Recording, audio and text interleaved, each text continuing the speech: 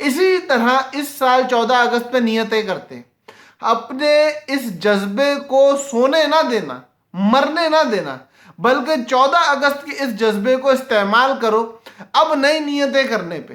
اس نیت کے لیے استعمال کرو کہ اس سال رشوت نہیں دینی، چاہے 1 کی ہو چاہے 100 کی ہو، میں رشوت نہیں دوں گا۔ نیت کرو کہ اس سال میں ٹیکس پورا پے کروں گا۔ نیت کرو کہ اس سال میں ملاوٹ نہیں کروں گا، ذخیرہ اندوزی نہیں کروں گا، ملک کو نقصان پہنچانے کے راستوں کو استعمال نہیں کروں گا، بلکہ ہر اس راستے کو استعمال کروں گا کہ جس کی وجہ سے میرا ملک ترقی کرے۔ اگر طالب علم ہوں تو اپنی پڑھائی پہ توجہ دوں گا، اگر میں ایک اولاد ہوں تو اپنے والدین کے ساتھ بااخلاق طریقے سے پیش آؤں گا۔ یاد رکھو، پاکستان صرف ایک زمین کے ٹکڑے کا نام نہیں ہے، بلکہ نظریہ لا الہ الا اللہ کا نام ہے۔ یہ اس نبی کی امت کا دیس ہے جو نبی معلم بن کے آیا تھا۔ آؤ ہم سب طالب علم بن کے دکھائیں اور محمد عربی صلی اللہ علیہ وسلم کے طالب علم بن کے دکھائیں۔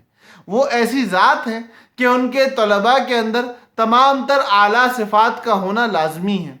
یاد رکھو، ہمارا کیا ہوا ہر غلط کام یہ بتاتا ہے کہ یہ محمد عربی کے امتی ہیں اور یہ اس طرح زندگی گزار رہے ہیں۔ آؤ عشق نبوی صلی اللہ علیہ وسلم کا اظہار کریں، آؤ ایک اچھا پاکستانی ہونے کا ثبوت دیں اور اپنی زندگی میں تبدیلی لائیں۔